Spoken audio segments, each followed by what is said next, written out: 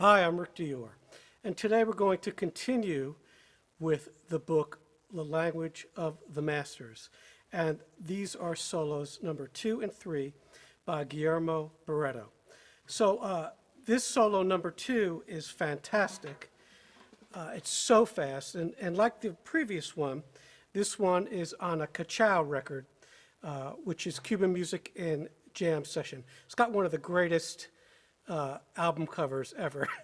I'll put that on the screen here so you can appreciate that.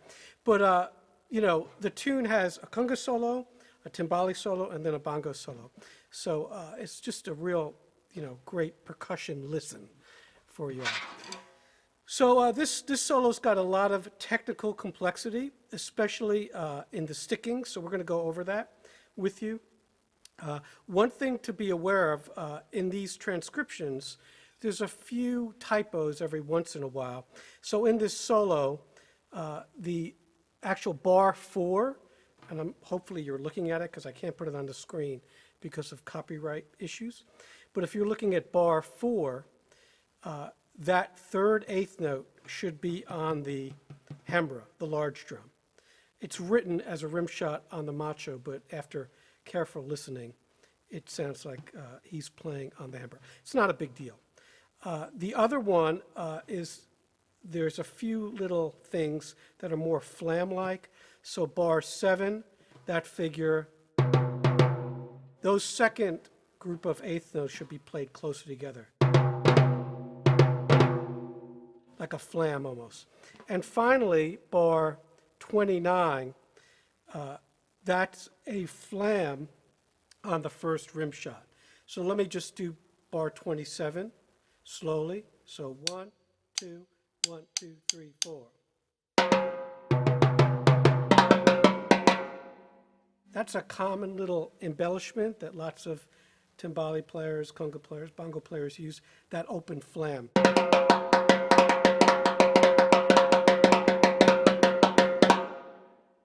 One thing you'll notice as we go through these solos in this series, the different players play their flams and drags differently.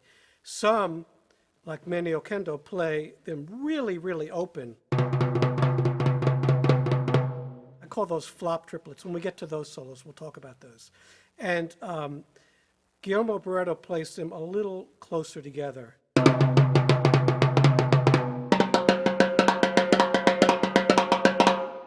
So that stuff is almost impossible to write out because it lies between the triplet and the 16th. So that's why listening is so important to get the phrasing.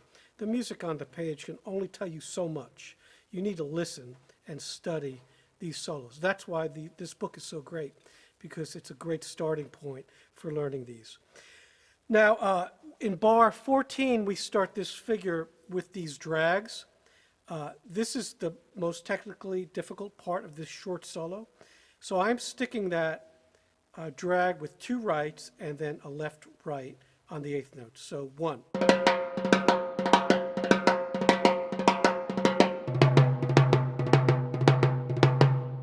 So when it's fast, 1, 2, 1, 2.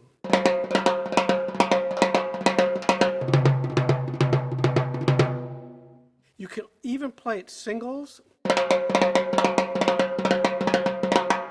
which might have been the way he played it. Again, timing-wise, that's a little more difficult getting that right in the pocket. So the easiest way to do it for me, anyway, are those two rights on that drag. So 1, 2, 1, 2.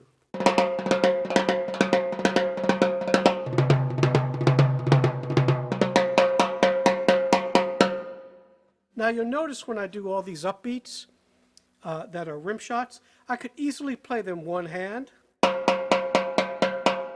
The thing about that is they all sound exactly the same. And you may or may not want that. And visually, it doesn't look as good as this. And I remember when I was a kid, I'd go to New York City. I'd actually be there almost every night listening to somebody. And when I saw my favorite timbale players, especially Manny Oquendo, he would play a lot of his upbeats and things like that, alternating, not one hand. So I kind of caught that vibe, and I wanted to look like that too when I played. So that's the idea of that, is that high sticking, very flashy. Instead of just doing it, you know, one-handed, I'm doing it.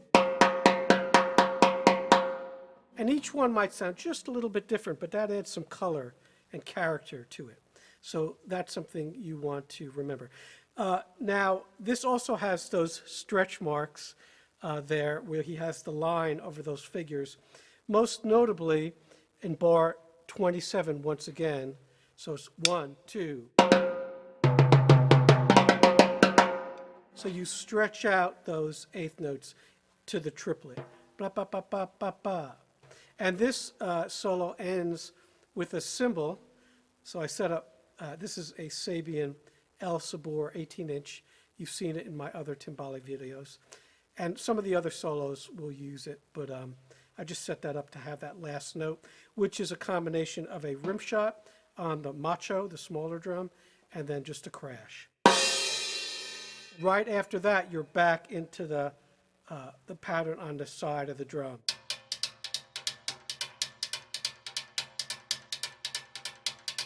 So this is a 2-3 clave. It states that. So the clave would be this.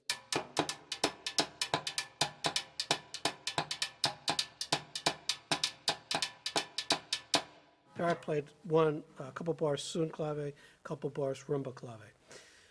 Also, the tuning for this is a little different than Mr. Barreto's other tunings on this collection. He tunes them much lower, and the recording's not great, but as far as sound, the playing's amazing. So as far as I can decipher, it's somewhere around a B and an F sharp. Again, a fifth again, perfect fifth. So they're a little lower. I think that's a great tuning for timbales, for these especially. Again, these are JCRs, and this is a 15-inch. That's the Hember, the bigger drum. The Macho is a 14-inch. So a B and an F sharp's a great tuning. So this next solo, La Luz, is from the same record, this same Cachao record. And this solo is a bit slower, and it's in the sun style. So the paya pattern on the side of the timbale will be a 2-3 clave like this.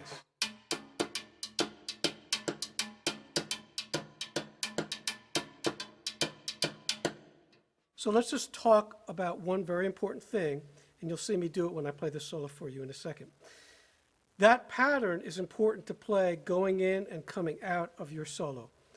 Don't just stop and don't play any time after that, because normally after you play, and especially on all these records, there'll be another solo, and it's usually another percussion solo. So it's congas, timbales, bongos. It could be a horn solo as well. But don't just stop and enjoy the crowd, applause. Just basically go right back into time after your solo. So you'll see me do that here. So we'll play this tune for you. This is La Luz. The tuning now is going to be D and A.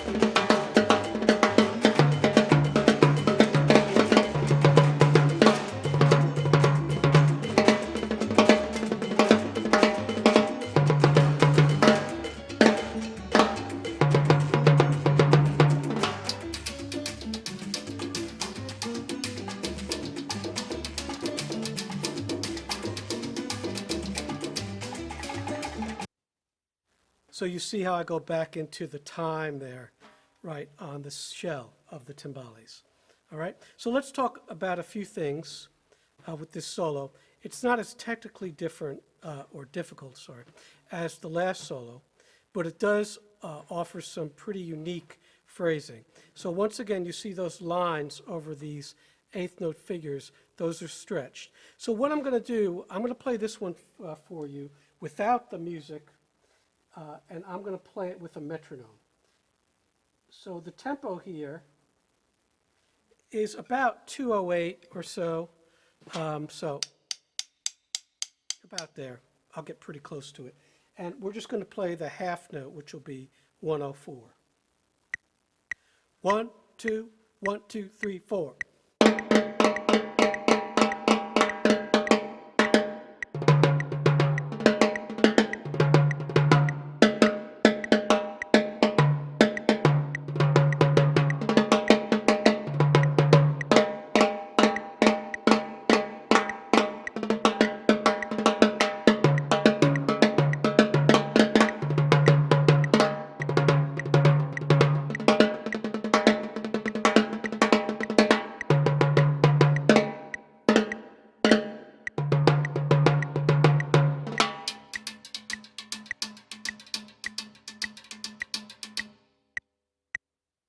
And that might have been just a hair under tempo. So you see how I'm really stretching some of those phrases, almost over the bar line. The other thing you see is at bar 14, you see a hemiola figure there. So that's an implied time signature within another. So in this case, we're in a 3/4 time signature over 4/4. Let me play that for you. 1, 2, 1, 2, 3, 4.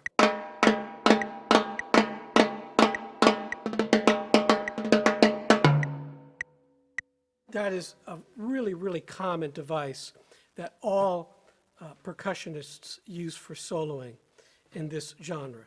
So I definitely suggest studying these things, but it's very, very effective because one is not obvious. So if you're not used to this kind of phrasing, listening is your best bet here.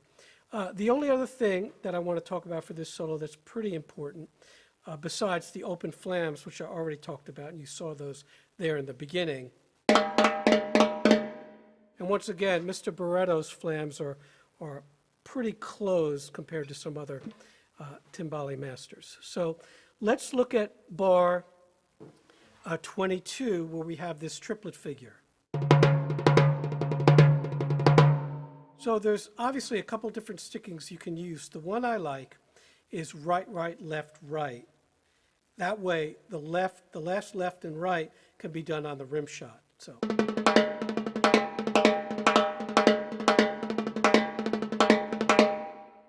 If you do that singles, it's not the same sound. So I would definitely double that if you're a righty, right, right, left, if you're a lefty, left, left, right. Okay? And that way you can get a really nice rim shot. So we'll play that for you with the metronome. 1, 2, 1, 2, 3, 4.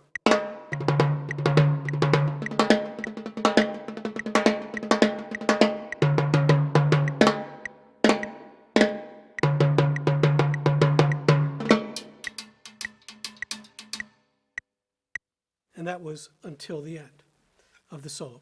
So next time we're going to be playing sort of a collection of these previous 3 solos into one solo that Mike Spiro wrote, which will be pretty much all of the licks that you've heard in these 3 solos. So stay tuned for that.